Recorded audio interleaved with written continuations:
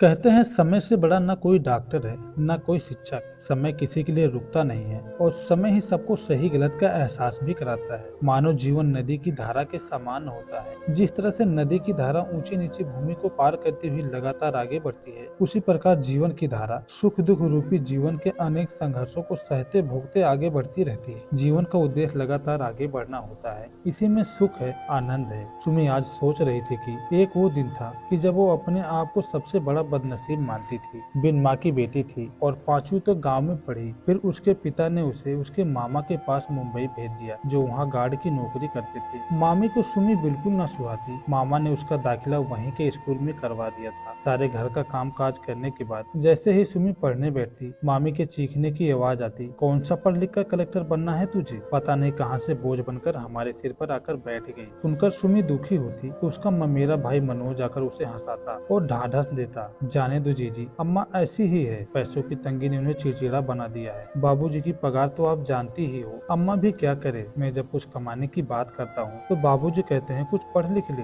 वरना मेरी तरह ही बन जाएगा। मुझे कुछ करने नहीं देते। मैं नौकरी करूंगा तो तुम्हें और अम्मा को खूब खुश रखूंगा। चल पगले, मैं कहाँ दुखी हूँ। मम्मी क्या गलत कहती हैं, मैं तो हूँ ही बोझ। पढ़ लिख कर मैं भी कुछ करना चाहती हूँ। इस तरह सुमी ने अच्छे नंबरों से 12वीं कर ली और मनोज ने घर के हालात से समझौता कर एक सेठ के यहाँ नौकरी कर ली। सेठ के यहाँ कपड़ों का व्यापार था। कपड़ों के बंडल गिनकर हिसाब से ट्रक में लदवाने होते और उसका हिसाब किताब मनोज के पास रहता। सेठ जी उसके काम से खुश थे। मामी के बार बार उकसाने पर मामा ने अपने जीजा जी से कहा, जीजा जी अब सुमी को 12वीं करा दिया, कॉलेज भेजने की हैसियत नहीं है मेरी। हालांकि सुमी आगे पढ़ना चाहती है, पर क्या करूं, आप कोई अच्छा सा लड़का देखकर उसकी शादी कर दीजिए। मुझसे जो बन पड़ेगा वो मदद कर दूंगा। देख सुमी, अब मैं तुझे आगे तो पढ़ा नहीं पाऊंगा। मैंने जीजा जी को बुलाया है, एक दो दिन में तुझे आकर ले जाएंगे। ठीक है मामा जी, आपने जो किया मेरे लिए वही बहुत है। जो नसीब में है वो होगा। अब पिताजी के साथ गांव में रहूंगी। जीजी चलो, गांव जाने से पहले तुम्हें मुंबई दर्शन करा दूं। मुंबा देवी, जुहू चौपाटी और मुंबई की भेलपुरी आज तुम्हें खिलाऊंगा। हाँ मनोज, इच्छा तो मेरी भी है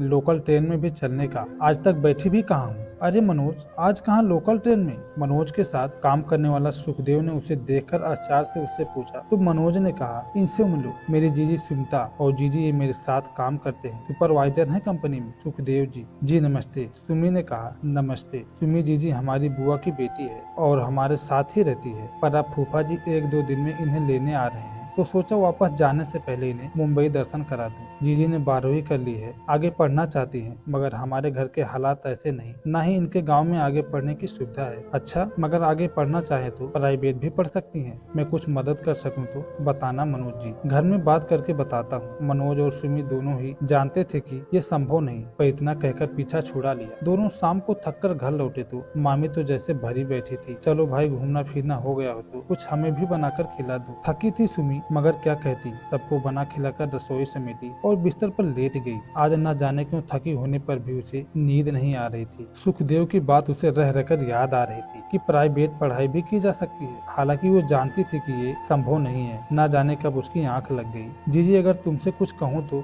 मानोगी मेरी बात? मनोज शाम को काम से वापस आया तो सीधे सुमी के पास आ बैठा। हाँ, पर बात तो बता। वो सुखदेव जी है ना, उन्होंने आज तुम्हारे बारे में काफी पूछताछ की और तुमसे विवाह करना चाहते हैं। फूफा जी और बाबूजी से बात करने से पहले तुम्हारी रजामंदी भी तो जरूरी है। उनके पिताजी जल्दी ही गुजर गए थे। माँ है और एक छोटी बहन। उनके पिता यही नौकरी करते थे। उनकी मृत्यु के बाद उनके भाइयों ने गांव की जमीन हड़प ली। अकेली औरत कहाँ जाती, यही रहकर अपने बच्चों को मेहनत कर पाला और सुखदेव जी बीए पास करके अपनी मेहनत से यही जगह हासिल की है। मगर बहुत मददगार और सुलझे हुए इंसान है। उन्हें अपने घर के लिए एक घरेलू लड़की चाहिए थी। कल तुम्हें देखा तो उन्होंने अपने दिल की बात आज मुझसे साझा की। आज यहाँ उनके पास चाल में अपना 2 कमरे का घर है। तुम्हें कोई दिक्कत नहीं होगी। तुम्हारी हाँ होगी तब मैं उनसे बात करके एक बार घर भी देखाऊंगा। मैं क्या कहूँ, तू कह रहा है तो सब अच्छा ही होगा। ठीक है, मैं बाबूजी से बात करता हूँ, मनोज ने कहा। सुमी ब्याह कर जब घर में आई तो सौम्य सरल और काम में अच्छी सुमी सबको भाग गई।